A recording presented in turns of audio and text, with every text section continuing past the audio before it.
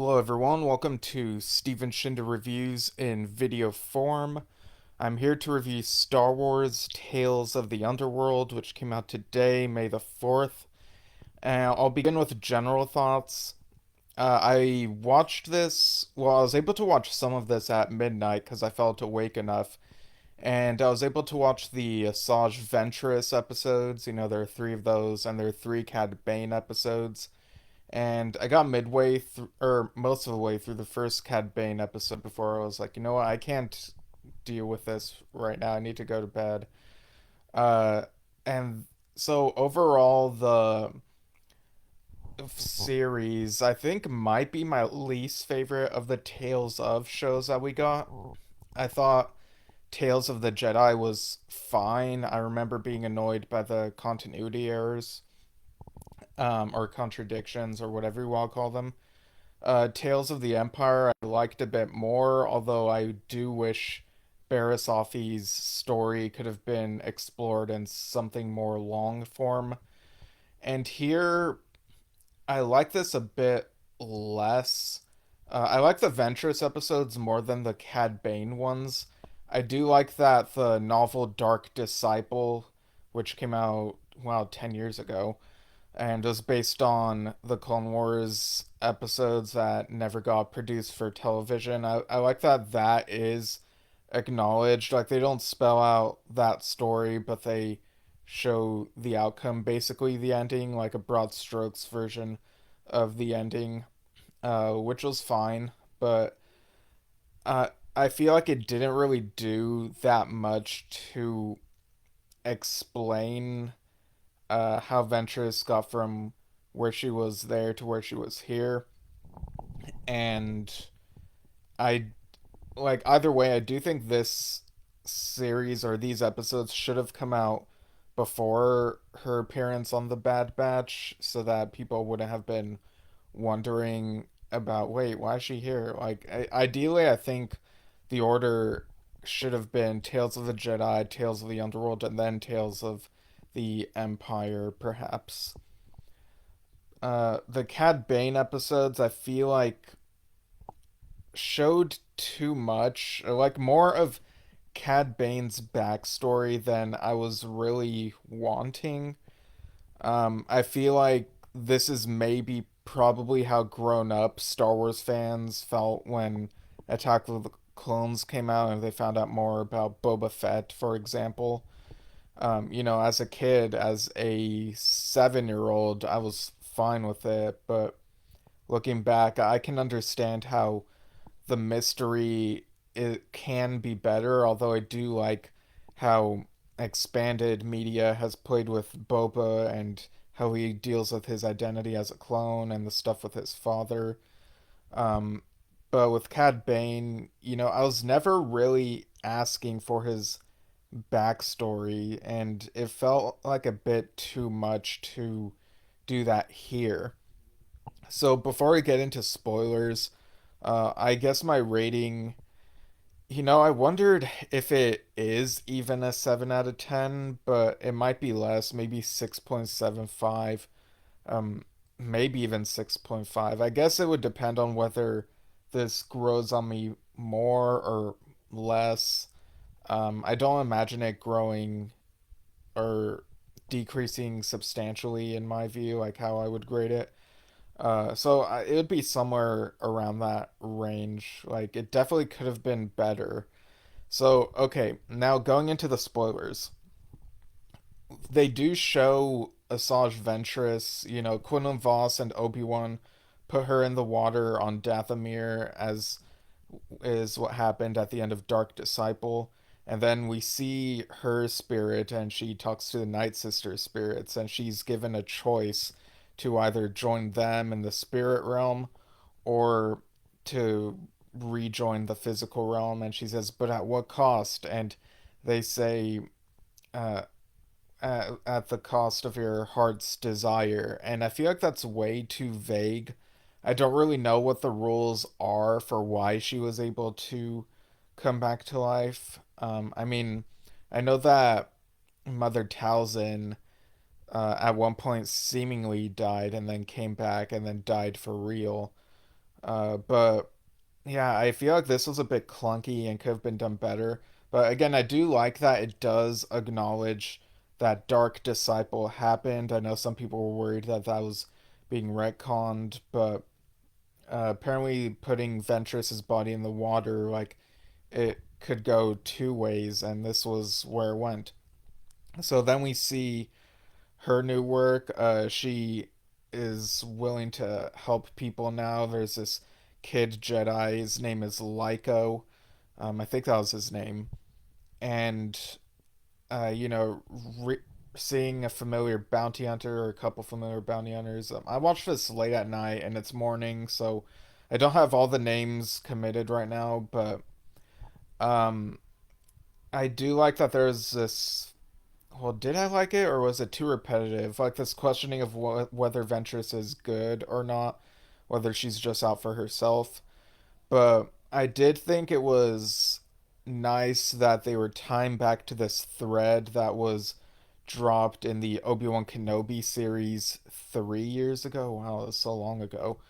Where there's this thing called the Path, which helps Jedi who are on the run.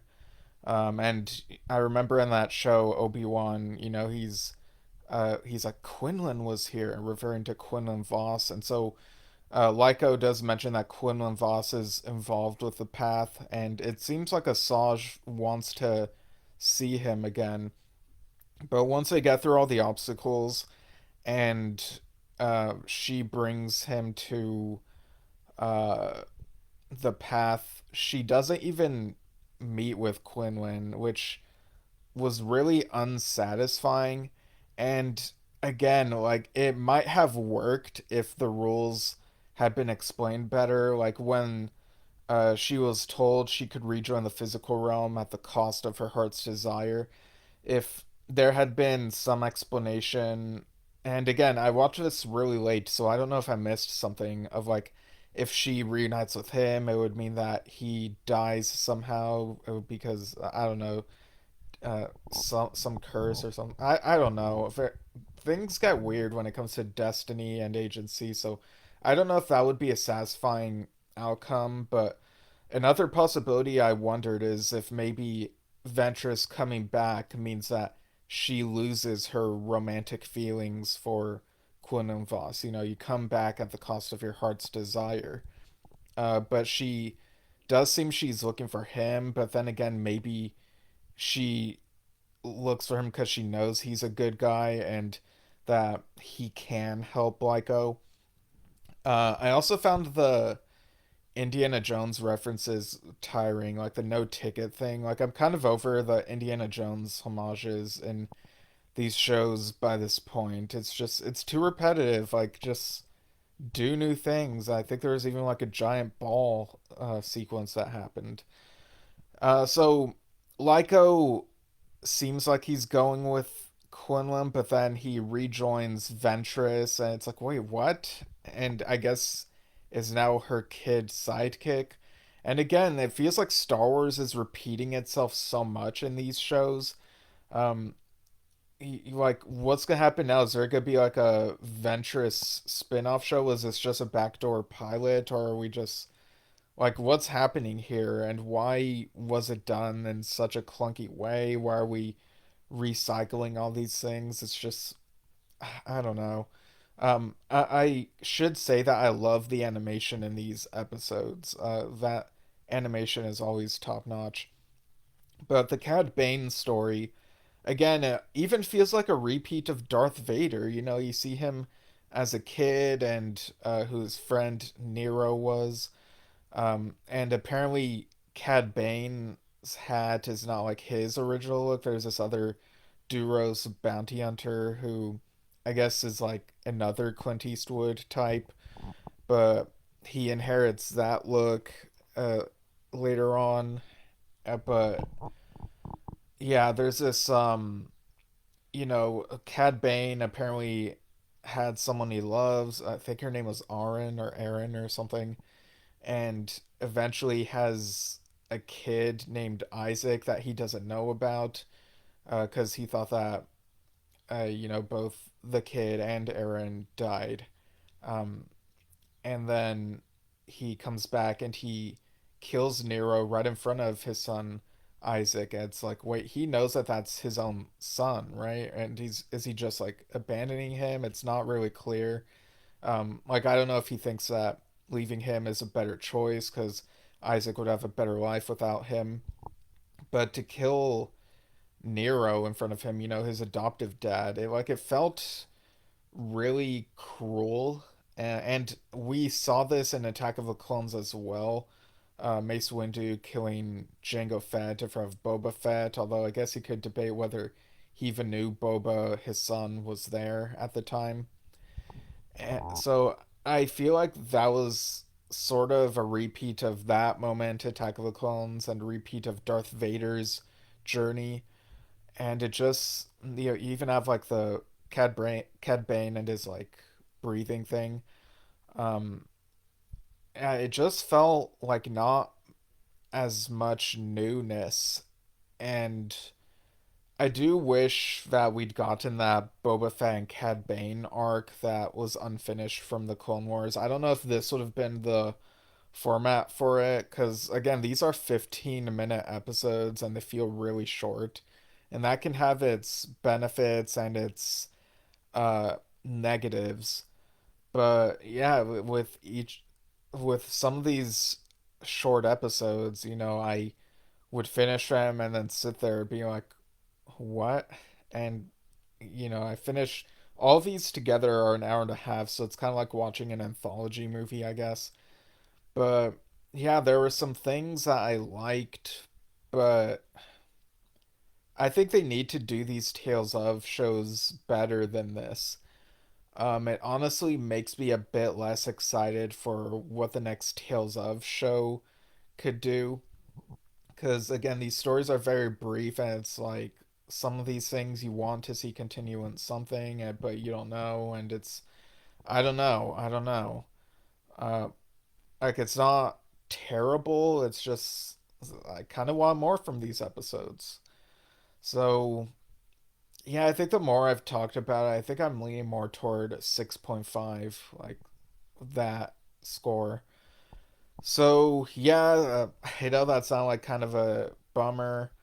I have been watching Star Wars Andor as well. We're halfway through that show, that second season, final season.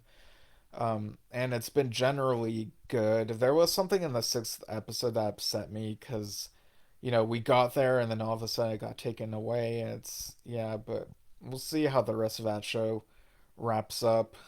Um, so, I guess, I don't know. I guess I'm looking forward to seeing if that show sticks the landing the rest of the way at least, and then whatever else comes from Star Wars animation. Like I know Visions is getting more stuff, the Ninth Jedi series, plenty of Star Wars, and not all of it is gonna hit with everyone, but I do like that there is variety. There are just some corners here and there that I think could be smoothed out a bit. All right, so that's it for me. Happy May the 4th. And this is Steven Shinder Reviews in video form. I'll see you all soon.